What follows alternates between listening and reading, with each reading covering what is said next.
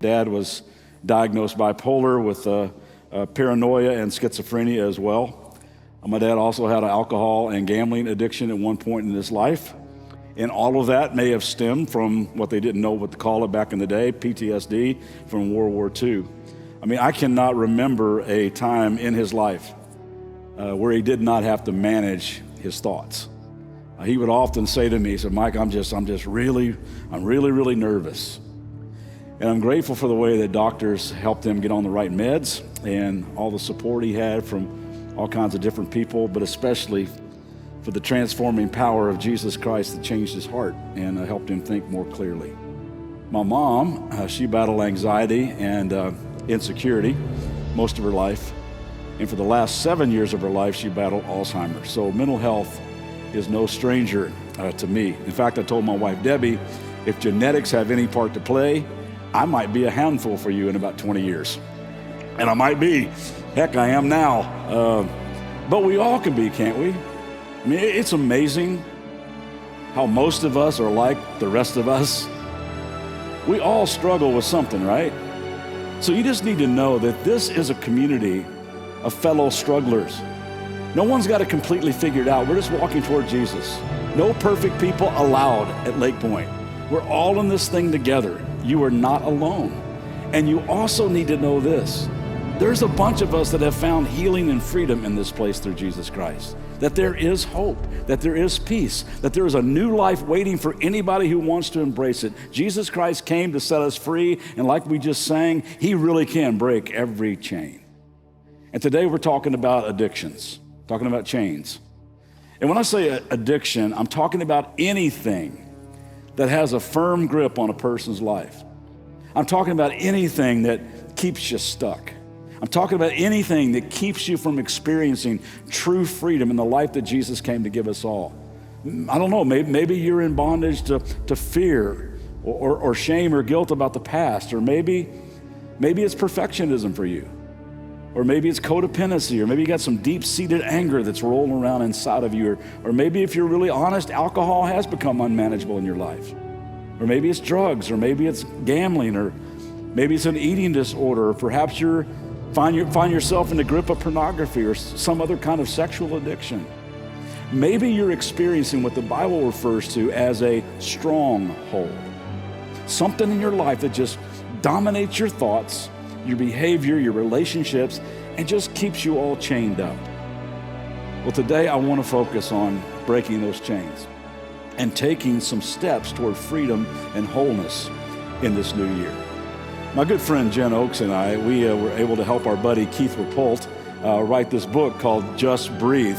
It's all about his story, and you need to read his story. It's such an unbelievable read. You'll get to hear a little bit of his story today, but it is the remarkable journey of a guy who was in the grip of all kinds of addictions and all kinds of hopelessness. And to watch him today, I just talked to him for an hour last night to see what God's doing in his life and how many people he's helping. It's just amazing. In the book, we use the word breathe to kind of outline some proactive steps that we all need to take. All of us need to take this in order to breathe deeply and to walk free. So I'd like to share those with you really quickly today. And I'm praying that perhaps will give every one of us a framework to start a new life in our recovery. The B in the word breathe stands for broken.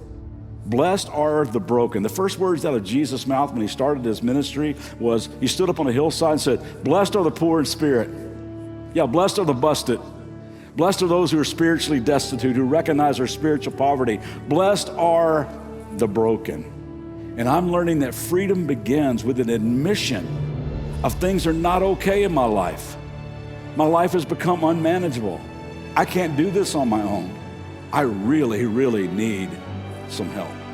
A while back, I ran across some winners in the annual word smash-up contest. The neologisms, what they call them, the Washington Post, where people kind of smash words together, make new words. Here's a few of my favorites, such as coffee, a person who was coughed upon. There's the cougher, there's the coffee, right? I love this one, abdicate, to give up all hope of ever having a flat stomach. Anybody else abdicated? Yes, I have definitely abdicated. I like this one, yogai, That's the only guy in the yoga class. Don't be the yo guy, you know? What about this one? Esplanade. That's an attempt to attempt an explanation while you're drunk. Officer, let me esplanade here. I like this one. Frisbeetarianism. That's the belief that when you die, your soul goes up on the roof and gets stuck there. That's Frisbeetarianism. And my favorite is Pokemon. That's a Jamaican proctologist. Pokemon, right. Now here's one that I made up after years of working with people now. The word is hypochondriac. That's a person who knows they're sick, but they keep saying, I'm fine. I'm fine. I got this. Not an issue. Totally under control. Come on, I wouldn't call it like an addiction or anything. It's not really causing problems in my relationships. It's not really affecting my mind. It's not affecting my ability to work or to function. Besides, I can stop anytime I want to. I'm just not really sure I want to. I'm fine, really. There's a story in John chapter 5 where Jesus meets this guy who was physically broken. Scripture says he's been an invalid for 38 years, and Jesus' heart is filled with compassion toward this guy. And it's a cool story of healing and hope and dignity and new beginnings. But this story contains what I've come to know as one of the most important questions for life and recovery. Before Jesus even touches the man, he asks him this question. You want to get well?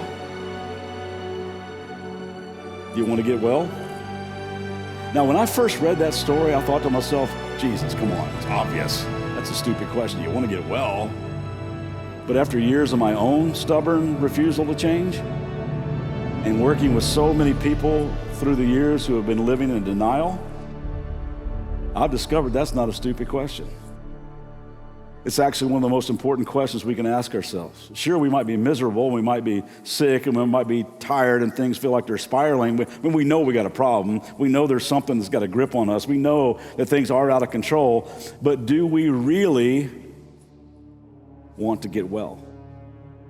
You see, freedom begins with an admission of brokenness. It's coming to God saying, God, I'm broken, I'm busted, I need help, I really, really want to get well. That's where it begins. And the good news is God has the power to help. And even the better news is he really, really wants to. I love what Paul writes in 2 Corinthians chapter 1. He said, we felt we were doomed to die, and we saw how powerless we were to help ourselves. But that was good. That was good. For then we put everything into the hands of God, who alone could save us. That's good news.